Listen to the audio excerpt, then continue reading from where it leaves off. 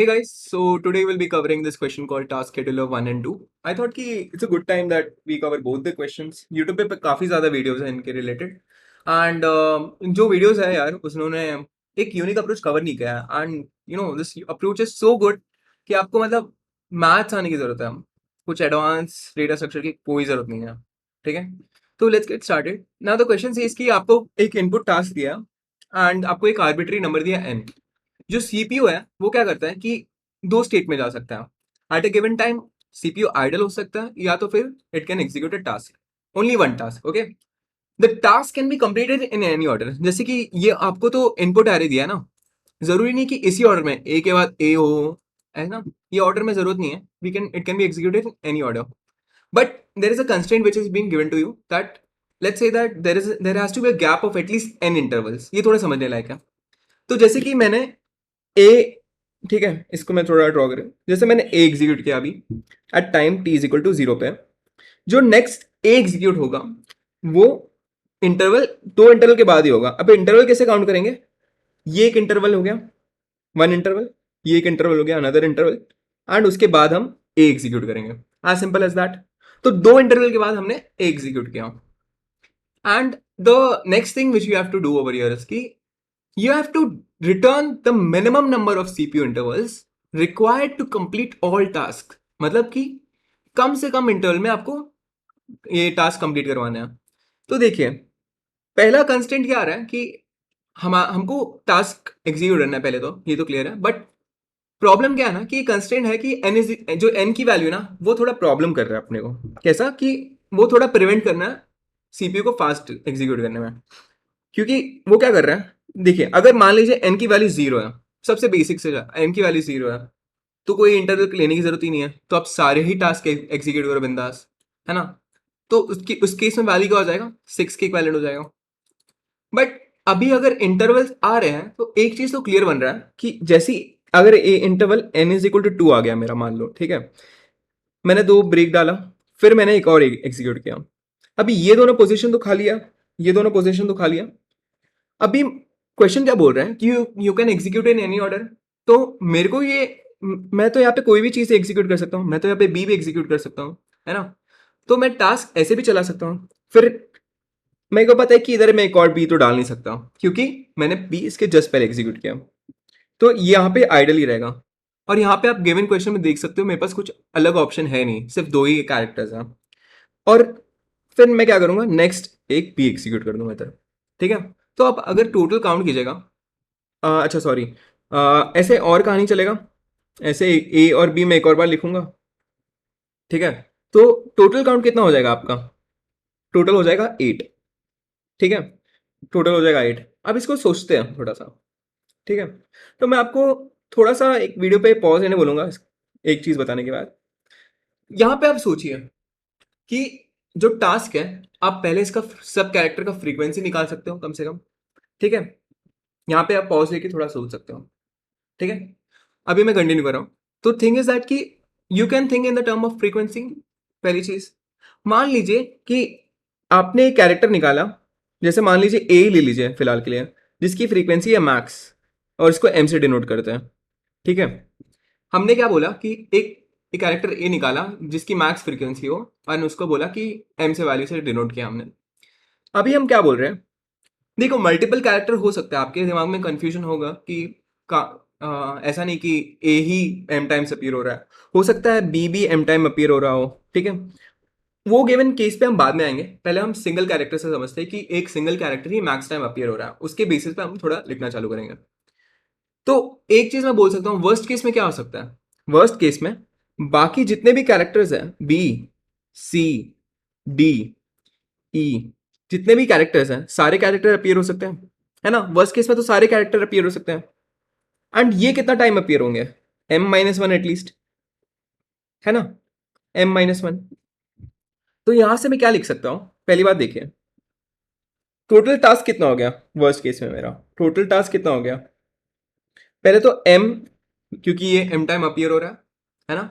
And ये जो बाकी जो गिवन कैरेक्टर्स है वो 25 कैरेक्टर्स है, और वो कितना टाइम अपीयर होंगे, M-1 टाइम। तो ओवरऑल आप देखिएगा तो 26 26 M माइनस कितना हो गया अपना 26 m - 25 ये हो गया, है ना। इस पे हम थोड़ा बाद में आ जाते हैं, इतने गिवन टास्क है। बट अभी हम मेन चीज पे आते हैं कि इससे क्या करें हम। तो आप एक बात समझिए कि अगर मैं ए लिख रहा हूं इधर, ए मैक्स टाइम अपीयर हो रहा है, तो मैं कुछ इसका वैल्यू दे दूं तो आपको ज्यादा समझ में आ जाएगा। मान लो ए 5 बार अपीयर हो रहा है, तो मुझे इतना पता है कि जो बाकी कैरेक्टर्स है वो ए से कम ही टाइम अपीयर हो रहे हैं, क्योंकि मैंने अभी जस्ट बोला कि वो -1 टाइम अपीयर हो रहे हैं। तो क्या मैं इस सब कैरेक्टर्स को ऐसा फिल करना चालू कर दूं? ठीक है, ऐसा फिल करना चालू कर दूं। कहने का मतलब क्या है ना, कि जो एम्प्टी स्पॉट्स क्रिएट हो रहे हैं कॉन्जिक्यूटिव कैरेक्टर्स को एग्जीक्यूट करने के वजह से, मैं उधर अपने रिमेनिंग टास्क डाल दूं, तो इससे मैं अपना सीपीयू को एफिशिएंटली यूटिलाइज कर सकता हूं। कहने का मतलब मेरा ये है, ठीक है। तो मैं थोड़ा इसको और अच्छी तरीके से आपको एक्सप्लेन करूंगा।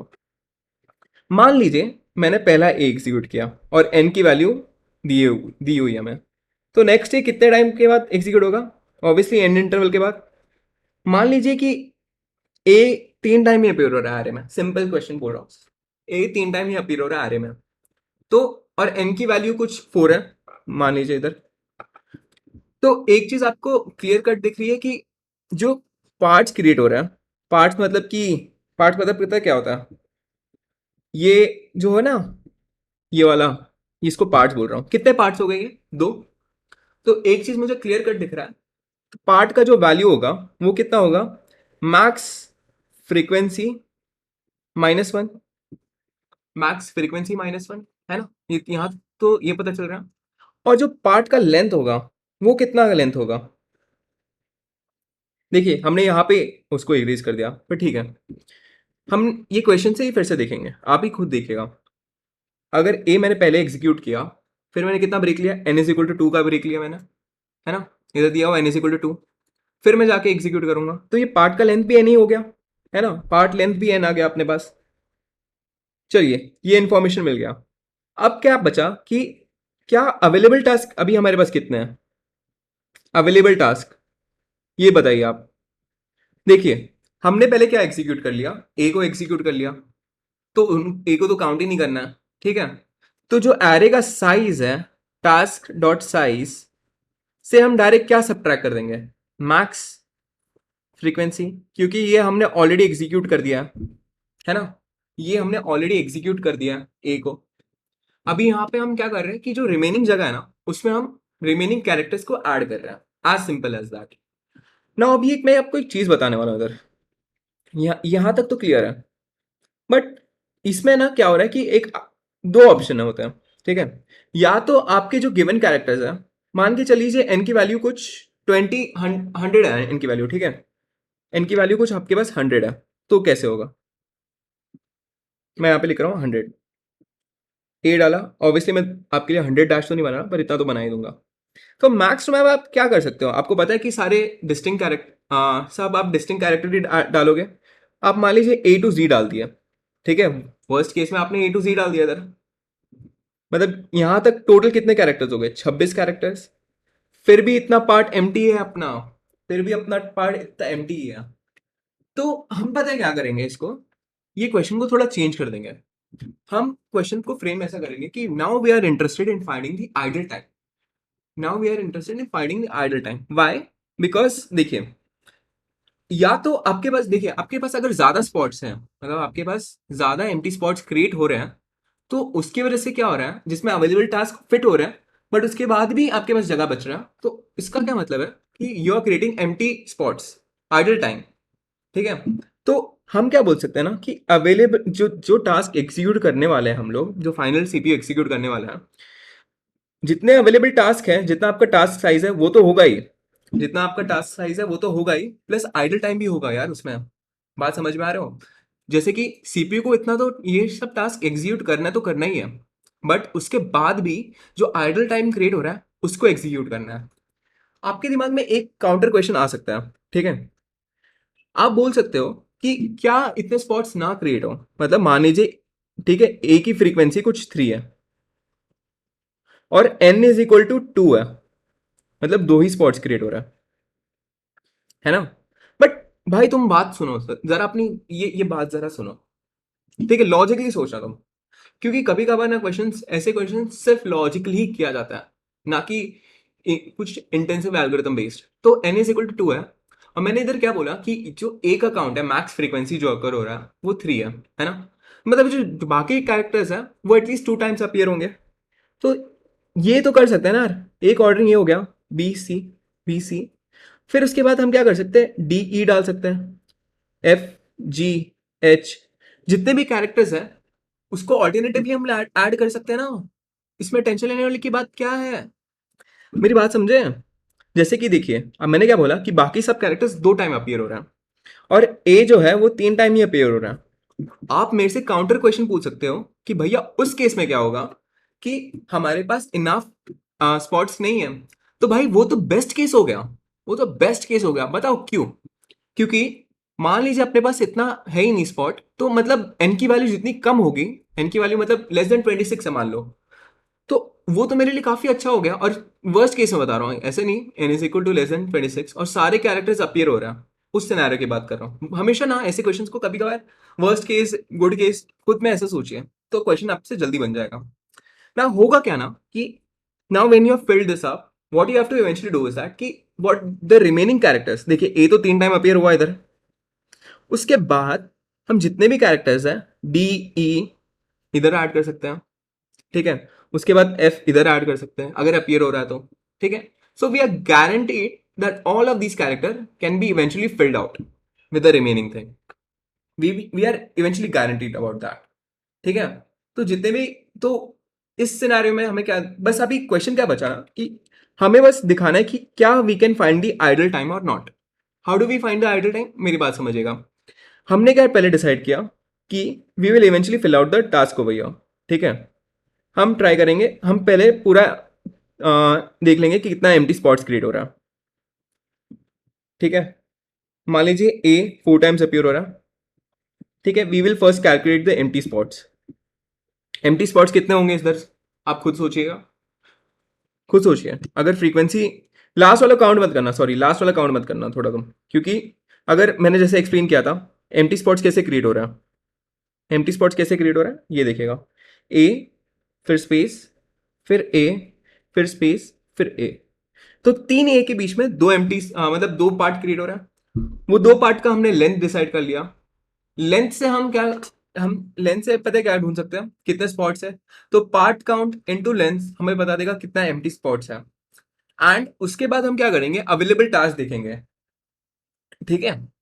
अगर available task is greater than this thing, the empty spot, that means there will be no idle time, but idle time 0 हो जाएगा। बट अगर empty spot is more than the available task, empty spot is more than the available task, then we are creating idle states. So in that scenario what we have to eventually calculate is that eventually it will be empty spot minus available task। और याद रखना ये available task excluding the max frequency वाला, excluding the max frequency, ठीक है। तो आपका इससे क्वेश्चन सॉल्व हो जाएगा। और आपको रिटर्न क्या करना है ना, बेसिकली रिटर्न क्या करना है, total task size plus idle time, ये आपका आंसर बन जाएगा। Total task size plus idle time, ये आपका आंसर बन जाएगा। And that's it. नाउ एक चीज मैं आपको बताना भूल गया, एक्चुअली मैंने बताया भूला नहीं, मतलब मैंने बोला था कि हम लास्ट के रखेंगे उसको। हो सकता है ना यार कि जो अपना टास्क है, जो अपना टास्क है ए, तो हमने क्या एज्यूम किया फिलहाल कि ए 3 टाइम अपीयर हो रहा है, हो सकता है बी भी एक एलिमेंट हो जो 3 टाइम अपीयर हो रहा हो। तो जो नेक्स्ट बी है उसको हम इधर ही एग्जीक्यूट करेंगे, इधर एग्जीक्यूट करेंगे। अब इससे हो क्या रहा है कि देखिए पार्ट काउंट पे तो कोई इफेक्ट आ नहीं रहा है, मैं जो अपना पार्ट लेंथ है वो थोड़ा इफेक्टेड हो जा रहा है। तो अपना पार्ट लेंथ कैसे इफेक्ट हो रहा है पहले ये देखेगा। जब पार्ट लेंथ कैसे इफेक्ट हो रहा है वो देखिए फिर से। पहले अगर कैरेक्टर 1 था जो पार्ट लेंथ अपना n था, बट अभी 2 कैरेक्टर है तो पार्ट लेंथ क्या हो जा रहा है, n-1 हो जा रहा है। 3 कैरेक्टर है तो पार्ट लेंथ क्या हो जा रहा है, n-2 हो जा रहा है। तो ऐसे पार्ट लेंथ डिक्रीमेंट होता जा रहा है। तो बस आप उसका एक ध्यान रखिएगा क्वेश्चन सॉल्व करते हुए, ठीक है। एंड स्पॉट्स हमें क्या करना था, एम्प्टी स्पॉट्स कैलकुलेट करने थे इस क्वेश्चन में। जैसे ही हमने एम्प्टी स्पॉट्स कैलकुलेट कर लिया, उसके बाद क्या करना है, उसके बाद क्वेश्चन में कुछ जान ही नहीं बचा भाई। उसके बाद जाओ और ये एम्प्टी स्पॉट से चेक करो कि तुम्हारे पास अवेलेबल टास्क कितना है, ठीक है। उसके बेसिस पे हम डिसाइड करेंगे। अभी मैं कोड पे आता हूँ इसका। कोड में कुछ नहीं है। पहले मैंने फ्रीक्वेंसी काउंट किया, जिसकी मैक्स फ्रीक्वेंसी है उसकी फ्रीक्वेंसी निकाली। फिर मैंने देखा कि ये जो एलिमेंट है जिसकी मैक्स फ्रीक्वेंसी है, बाकी कितने एलिमेंट्स हैं जिनकी सेम फ्रीक्वेंसी है, ठीक है। ऐसा हो सकता है कि ए 3 टाइम अपीयर हो रहा है तो बी भी 3 टाइम अपीयर हो सकता है। ये गिवन सिनेरियो हो सकता है आपके पास। एंड उसके बाद मैंने क्या बताया था कि पार्ट लेंथ का पार्ट काउंट करना है। तो अगर 3 है तो 2 पार्ट क्रिएट हो रहा है, तो -1 इसके लिए। जो आपका पार्ट लेंथ है यार, मैंने आपको बताया था कि अगर मैक्स फ्रीक्वेंसी काउंट मतलब मान लीजिए कि ए भी 3 टाइम अपीयर हो रहा है, बी भी 3 टाइम अपीयर हो रहा है, तो उसकी वजह से ये एडजस्टेड है, ठीक है। उसकी वजह से ये एडजस्टेड है। बस आपको ये काउंट करना है, ठीक है। मैक्स फ्रीक्वेंसी माइनस मतलब अगर काउंट अगर 1 है तो ये 0 हो जाएगा इसकी वैल्यू। तो मतलब पार्ट लेंथ आपका n आ गया। अगर काउंट 2 है मतलब 2 कैरेक्टर मैक्सिमम टाइम अपीयर हो रहा है, तो n-1 हो जाएगा, ठीक है। अब जो एम्प्टी स्लॉट्स हैं वो क्या होगा, part count into part length, बस। और जितने आपके अवेलेबल टास्क कितने हो गए, task size minus the max frequency minus into the max frequency count, ठीक है।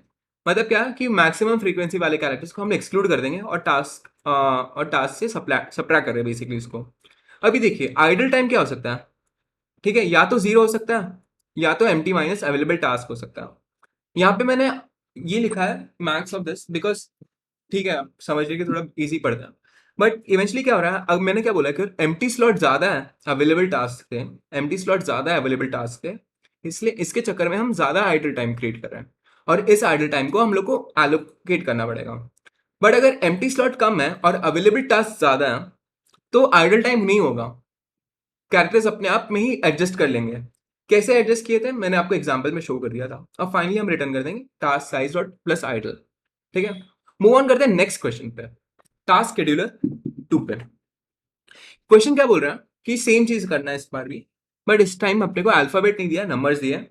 सेम स्पेस का कॉन्सेप्ट है इधर भी, बट इस पे कंस्ट्रेंट क्या है ना कि ईच डे अंटिल सेम चीज करना है इसमें भी। मान के चलिए एग्जाम्पल के तौर पे समझते हैं। पहले हमने 1 एग्जीक्यूट किया, ठीक है।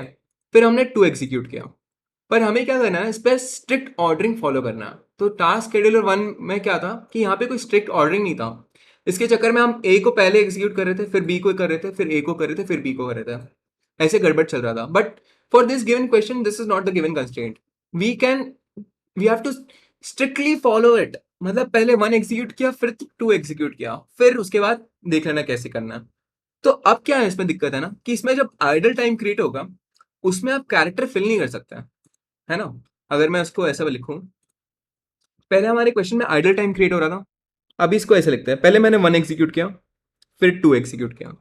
अभी क्वेश्चन क्या बोलता है, जो स्पेस जो 1 है, अगर मान लीजिए मैंने इसको time T is equal to, चलिए इसको time T is equal to 1 पे चलाया, ठीक है। ऐसा नंबर ले रहा हूँ, अभी आर्बिट्री नंबर है। टी इज इक्वल टू 1 पे चलाया, एक्सप्लेनेशन काफी इजी पड़ता है इसके लिए मैंने नंबर लिया, ठीक है। तो अभी स्पेस 3 के बाद ही इसको मैं एग्जीक्यूट कर सकता हूँ। मतलब दूसरे मार्कर से लिखूंगा कि इसको एग्जीक्यूट हम टी इज इक्वल टू 2 पे एग्जीक्यूट नहीं कर सकते, टी इज इक्वल टू 3 पे एग्जीक्यूट नहीं कर सकते, टी इज इक्वल टू 4 पे भी नहीं एग्जीक्यूट कर सकते, और डायरेक्ट हम एग्जीक्यूट करेंगे टी इज इक्वल टू 5 पे। तो इस क्वेश्चन पे आप देखिएगा, अगर पहला नंबर अगर 1 पे अपीयर हुआ है, तो नेक्स्ट जो टास्क अगर 1 एग्जीक्यूट करना है वो कब एग्जीक्यूट करेगा, वो कब कीजिएगा।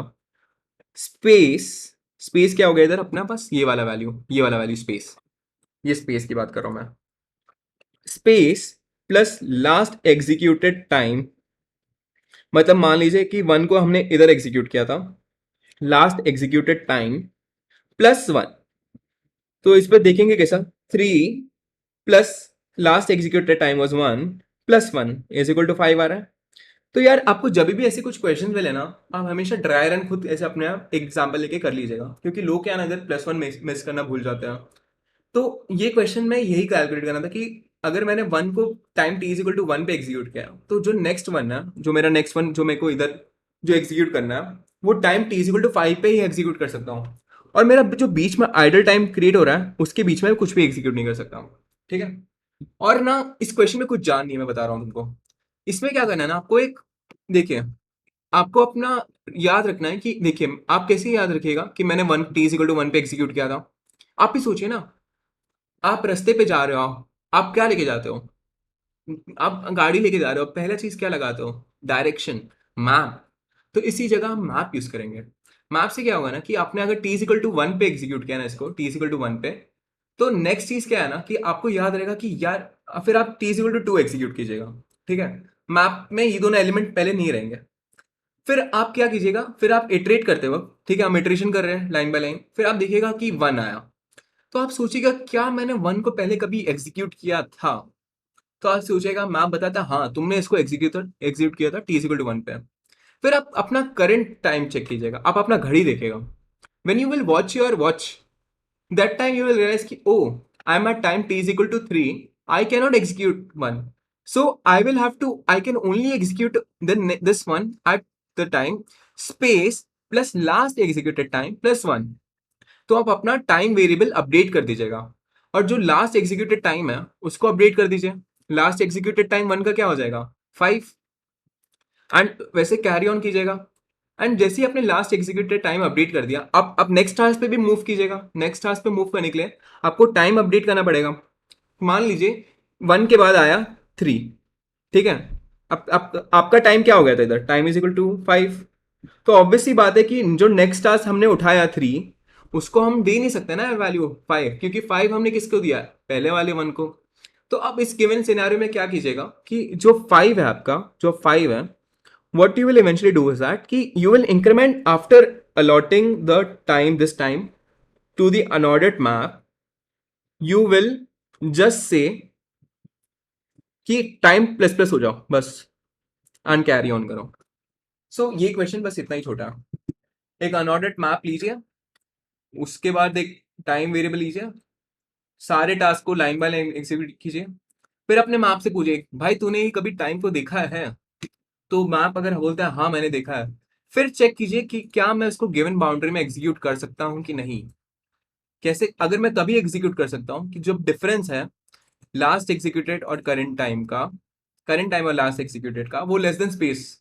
ठीक है, अगर ये लेस देन स्पेस हो गया, तो इसका क्या मतलब हो गया कि हमारा जो एग्जीक्यूशन टाइम है वो थोड़ा वेट करना पड़ेगा अपने को, और इसके चक्कर में हम अपना ये अपडेट कर देंगे, last executed task plus space plus one. ठीक है, काफी सिंपल क्वेश्चन है, कुछ दिमाग नहीं लगाना इसमें, बस तुरंत आपको क्लिक हो जाएगा। तो that's it guys, I hope you enjoyed the video. Do give it a like, thumbs if you enjoyed it.